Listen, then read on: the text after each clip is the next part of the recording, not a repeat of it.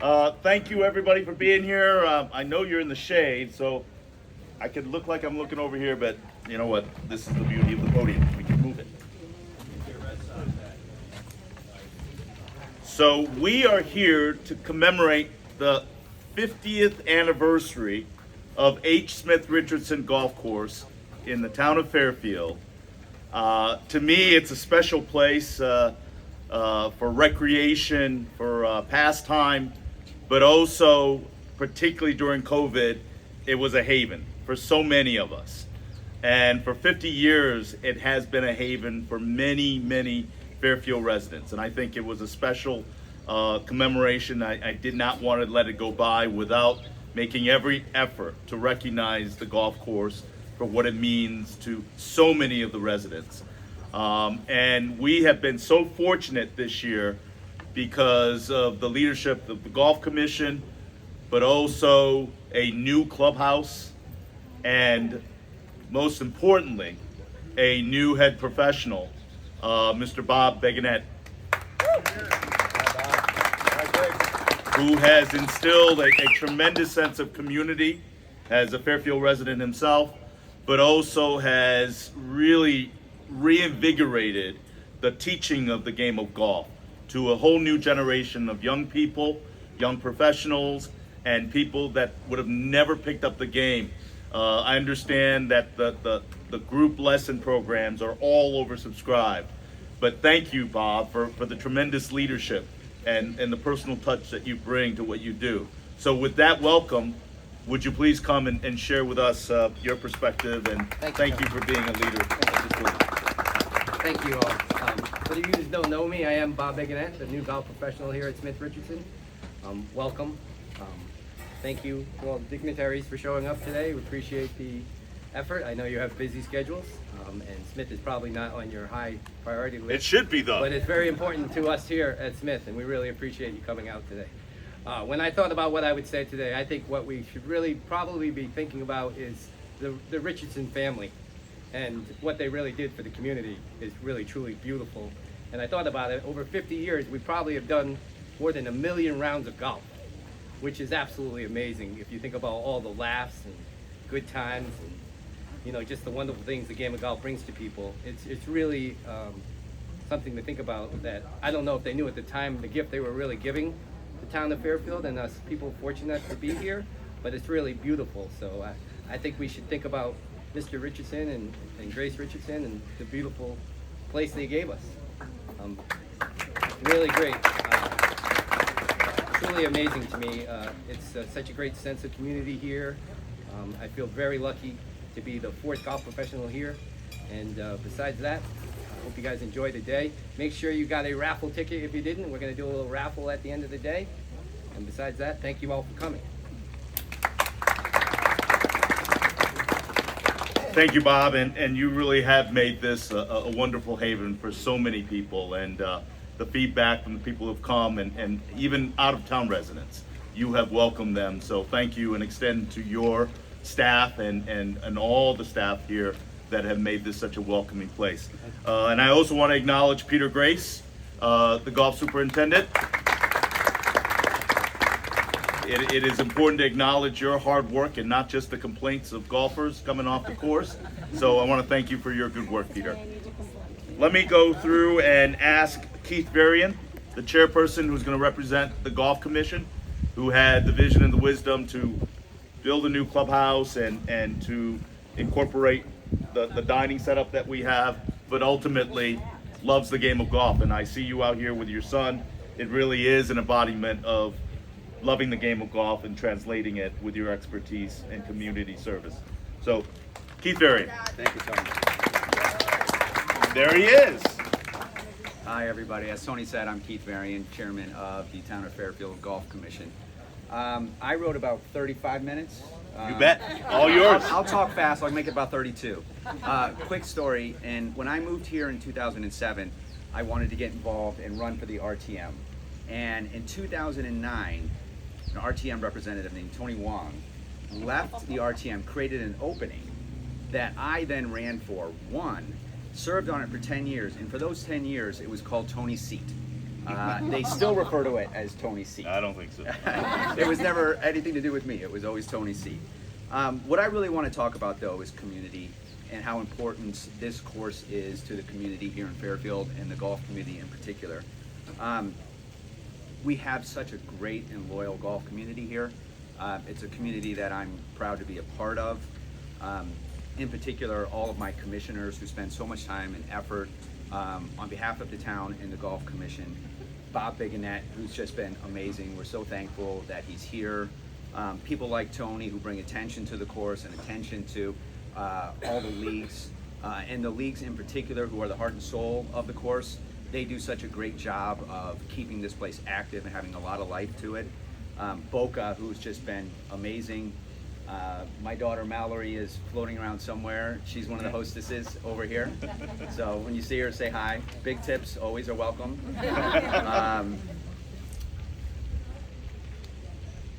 For my family, Smith has meant a lot. I have a son, Maxwell, who's 14, who plays here almost every day. Everybody knows him. He plays by himself. He plays with Tony. He plays with whoever is willing to play. I think he beats us now. He does.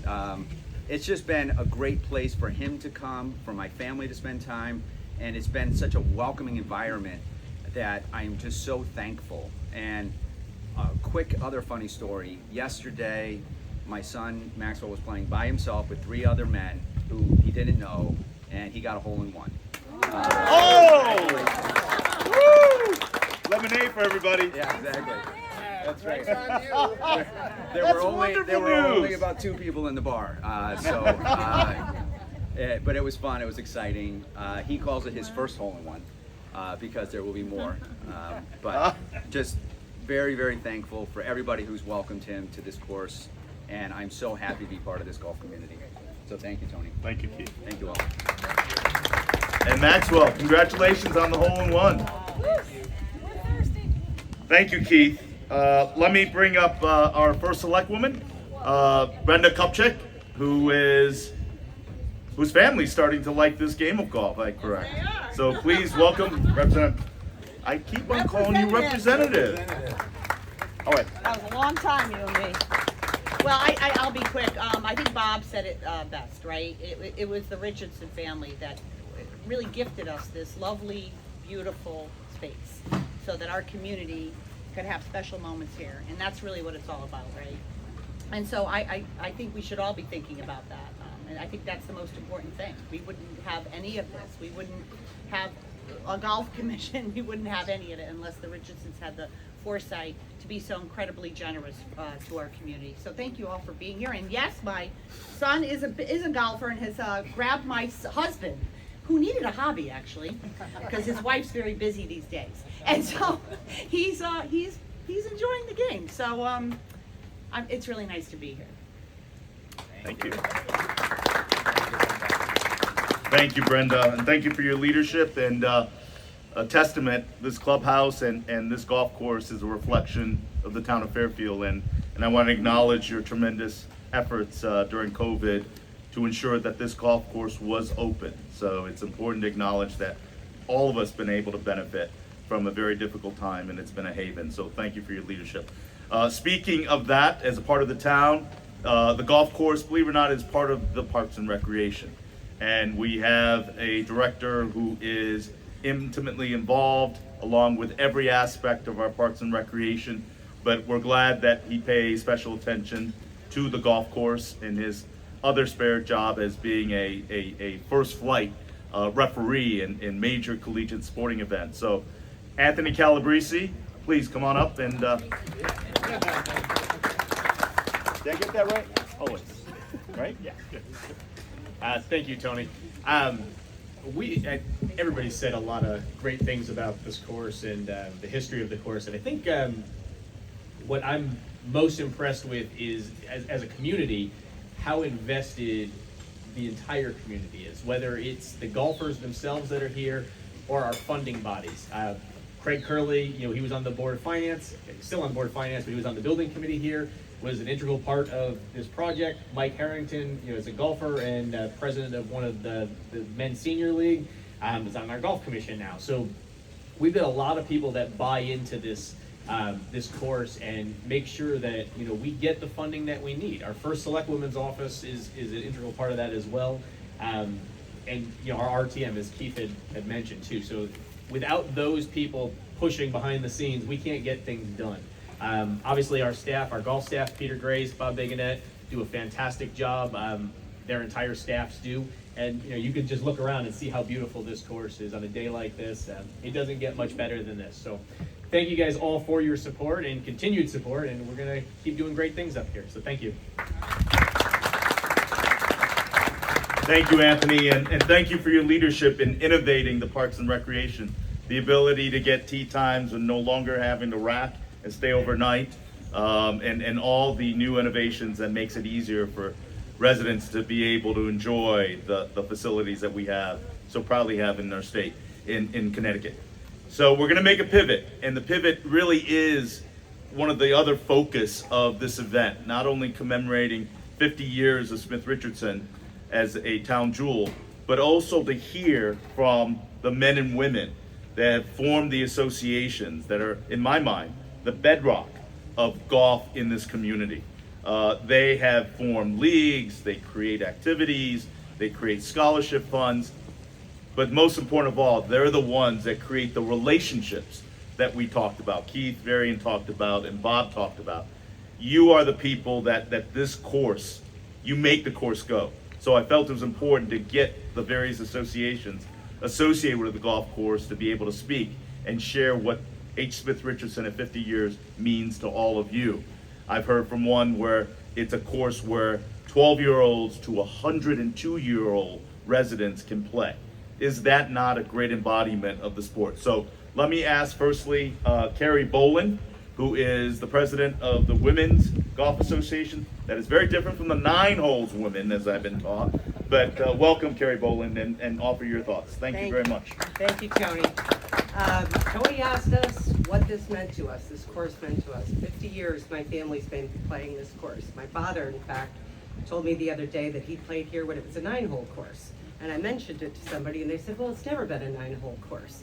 And I said to my father, what are you talking about? And he said, well, he played here before the other 9 were built. I don't know that he had permission to do that, but in Boland tradition, you ask for forgiveness, not permission. So I just want to say how proud I am to be here to represent my league. We've had a really great tradition up here, but it's not just about golf. It's about someplace you can put your stresses and worries down for a few hours, 4 or 5 hours, hopefully closer to 4. And put them down and not worry about them for a while. Go out and enjoy the sunshine and friendship and camaraderie that we have up here. And you pick those worries up again when you leave, but maybe they're not quite so heavy. So that's a wonderful thing. One of the greatest things that I've been able to be part of up here is I just turned over a check to Norma Frame Breast Cancer Center for $3,500. That was for my good friend Maureen Fracazzini over there. We've been running the Pink Pledge tournament for at least the last 8 or 9 years, and hopefully we'll be doing it for another 20. But we've had our biggest tournament this year. So it's really not just about golf. It's about everything else, the community, the friendships, and all of that. So I want to thank the town of Fairfield for reinvesting in this building and in this course so that we can provide that kind of relationship for the next generations to come. So thank you very much. Thank you. Thank you, Carrie, and thank you, Maureen, for the Pink Pledge tournament that you held that raised money for part of the community that is grateful for what you all do. Thank you very much. Now let me invite Joe Wright, who is the president of the H. Smith Richardson Men's Club, right? So he brought a sheet of paper. You wrote notes? Okay. I can't help it. I don't want to forget anything. So yeah, I echo what everybody says. This is more than a golf course, it's a community.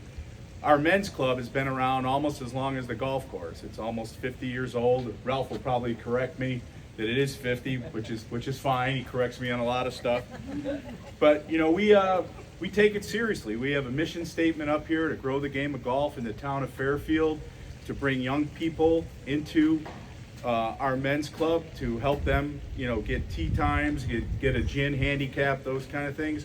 We allow young girls to join the men's club to qualify for scholarships that we sponsor. This past year, we gave over $7,000 in college scholarships to, I'm going to get the number wrong, Craig, but I'm going to say probably 12 kids. 14, yeah. And that's the kind of stuff that we give back to the community. It's not just about the golf. We contribute to Operation Hope. We contribute to the Little League teams in town. So we take what we do here more than just golf. We try and raise money and give back to the community and not just be about golf. Let's help the other people in town that need help. So we're proud to do that, and we're proud of the golf course. We're proud of the staff here, and we're proud of our building. This has been great, and I thank Tony for setting us all up and everyone else for attending. Appreciate it. Stay put, stay put. I wanted to acknowledge, and you talked about the building, and I want to acknowledge Craig Curley. Craig, would you like to just come up and say a few words? And as the chair of the building committee, I wanted to publicly acknowledge you, and you're looking at the building you had a major part in. Yeah. So, Yeah, thank you, Tony, and thank you all for being here. Thanks for giving me a chance to say a few words. I actually want to echo the sentiments that Bob had in terms of this Richardson family. That got it started, but it also continues with support from the various town administrations over the years. This has really been a crown jewel for Fairfield. Not a lot of towns will commit to this type of facility as a municipal golf course. And this is more than just a golf course, it is a community. So Brenda, thank you to you and your administration for continued support. This building doesn't get completed without you and your administration's assistance and help. Anthony, you were involved throughout, so thank you for that. Before I got involved as the chairman of the building committee that got this project done, I was on the golf commission for 5 years and put together the 10-year plan that really was a plan to reinvest in this golf course and bring it up to the potential that that you now see today. Peter, you pulled that together and now the condition is fantastic. The course has great bones, and it pulls people from beyond just Fairfield. It's a jewel for Fairfield residents, but it really does pull from the larger community. And I'm really proud of that. My wife and I moved here 26 years ago. I've been a member of this club for almost 2 decades. And I can see myself staying here for a really long time. This is really a place that I call my second home. And I'm really excited to be surrounded by so many people who care about this facility, and really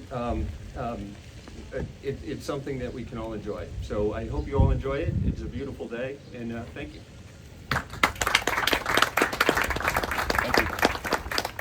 thank you, Craig. I wanted to bring you up because I wanted to acknowledge your service to the golf course. Indeed, you have been invaluable and deeply committed to it.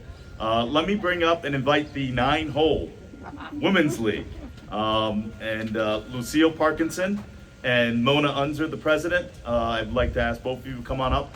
I need to be corrected. I didn't realize it was a 9-hole, but you will tell us now and the history of it. But thank you very much for being a part of today's program.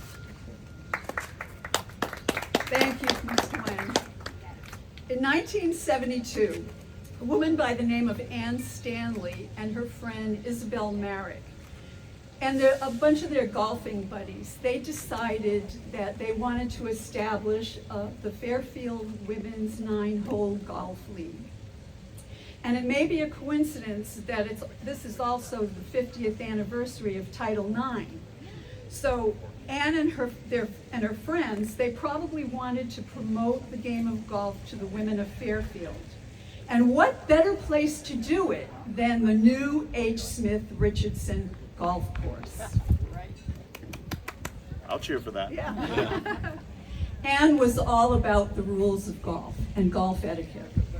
She was our league's first president, and she wrote the handbook for our league, most of the rules which we still have in our handbook today. And we follow religiously, we try. As she wrote in the introduction to her handbook, and I quote, This initiation to a formal career as a golfer is not merely an old-fashioned matter of good manners. The section on etiquette presents an ingenious balance of privileges, responsibilities, and procedures which, when observed, contribute greatly to the enjoyment of the game. She also wrote, "Remember, golf etiquette is part of the rules of golf. If you're not playing by the rules, you're not playing golf." Over the years, our league has become a haven for ladies who want to learn how to play golf. So much along the lines of what Bob was talking about earlier, and even the men's league. Following Ann's example, we welcome the novice golfer into our ranks. Our league is also a place for ladies who might not want the competition of an 18-hole league, or for ladies whose schedules and lifestyles just don't accommodate 18 holes and 9 holes is just about right. It's also a place where ladies of a certain age who can't physically manage an 18-hole round can feel comfortable playing in the 9-hole league. Just to be outside in the gorgeous weather, playing with your friends. Playing the back nine at H. Smith Richardson provides all of us at all those different levels with just the right amount of challenges, but most of all, enjoyment. We love playing here, and now I'll turn it over to our president, Mona Unser. Thank you. Well, I'm a fairly new golfer and started at the Carl J. Dickman Par 3 golf course, which we have an affiliation with. We bring many of our players up from Carl J. Dickman to play over here, and our membership is booming. We're up to 85 members now, all pretty active and enjoying the course.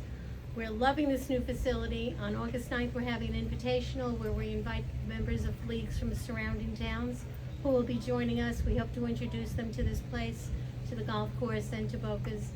And we've just been enjoying a great year of golf. We've gotten more tee times, we're expanding, and the ladies are loving it. And we're a very friendly group. We have new members who are just playing for a couple of years. We have seasoned players. The seasoned players are very tolerant of the other players and are always good to point out any kind of penalty shots we need to count. So they're all enjoying it. We're welcoming the new golfers. And if you know of any more, have them join. Thank you. Thank you, Lucille and Mona. I think you embody the welcoming nature of this game, and that isn't always the reputation. And I think you being able to offer that, along with our great teaching staff, I think it could create a lifelong love of a great game. I want to invite Michael Harrington, who has really embodied this golf course today. You played 18. I did. You hung around, you grabbed a bite at Boca, and you stuck around and very graciously will share with us what the men's senior, but also as a member of the golf commission as well. So Mike, thank you very, very much for being part of it. You bet, Tony. Anytime. Thank you. Thank you. Nice to be here. I moved to Fairfield 48 years ago, so I missed the grand opening of the golf course. To be in the senior league, you've got to be 60 years old. And I've been president for 14 years, so that means that I'm really old. So, and I have some anecdotes. We have a nice tea time system. I want to tell you what the original tea time system was all about. We had a great big mailbox out by the parking lot. And at 6 o'clock at night, a clipboard was put out with all the available tea times. And people came up and signed up for a tea time. But the rule was, if you signed for the tea time for the next morning, you could not leave the parking lot. So you could drive up at this golf course at 3:30 in the morning and look out and say, what in the world are 35 cars doing parked at the golf course parking lot in the dark at 3 o'clock in the morning? Well, that's how you got a tea time. It's a little different today. We've had, Tony mentioned a guy playing golf that was 102. We had a member, Don Lake. Don, he actually played to 101. He was an incredible golfer. And Don used to go out, and one of the things you learn when you join the senior group is you have some diminished skills. And one of Don's, unfortunately, was his vision. So he used to go out and line them up on the tee, and he'd say, well, I hope you can find my ball. Was never an issue because he always hit the damn thing right in the fairway. But we would get him up on the green, and we would line him up to putt. And I'll be darned what an incredibly good putter Don was, to the point where some of our members thought maybe the best way to putt is with your eyes closed. But Don was a great member. I played today with a guy that was 88 years old. So we've got a lot of guys in our group that are senior citizens. We have 135 members in the senior group. There's about 650 in the men's group. Between the two ladies groups, I think you've got like 150 or so. I know, Carrie, you've got 113 and a 900. So you're looking at 900 to 1,000 people in the leagues. But one of the important things about the leagues, I've looked at the data, and each of us is roughly 30 to 35% non-residents. So that shows you how popular this golf course is to the surrounding community. It also means a lot of money, Brenda, because the non-resident rates are higher. But the league days, which are Tuesday, Wednesday, Thursday, and then the men's club on the weekends, we do bring a lot of golfers from the surrounding community. And one of the reasons for that is the comments that have been made about the long-term plan. Being a senior citizen, I've been going to golf commission meetings for about 15 years, and I was there when Craig began the long-term planning process. And he put together a long-term plan, and the town adhered to it, and we spent about $100,000 every year above and beyond the operating expense to make it a better golf course. And I can tell you, having played here all my adult life, every year this golf course got better. And it got to the point where it is now.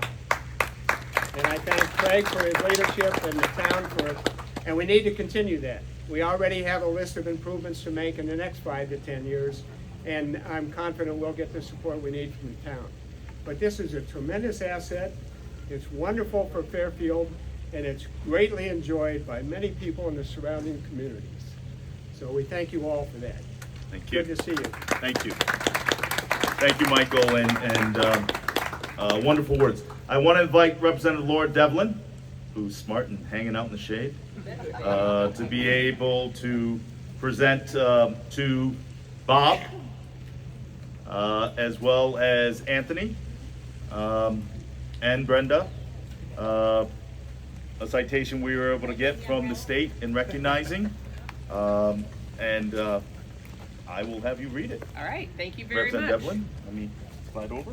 And it's been so gratifying to hear all of the comments that everybody made, because I'm sure as the Richardsons that dedicated this land to the town for a golf course, I'm sure they're so proud of all of the stories of community that we have heard and collegiality that, you know, the game of golf certainly brings. So we do have a citation from the General Assembly introduced by our good Senator Tony Hwang, myself, Representative Jennifer Leeper, and Representative Kristen McCarthy-Fahey.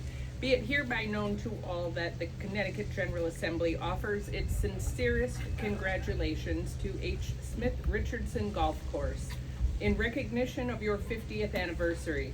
This premier public golf course was established in 1972 with 153 acres of land donated by H. Smith Richardson.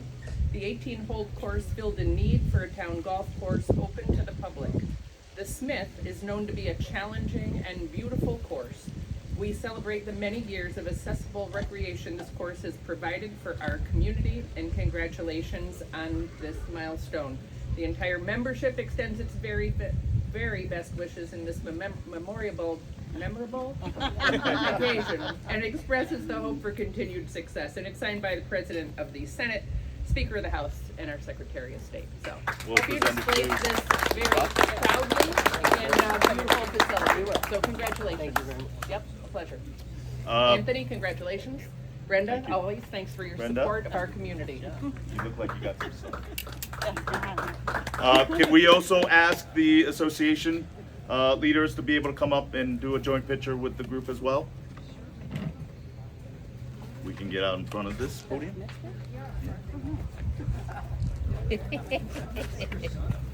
Do we want to come over here?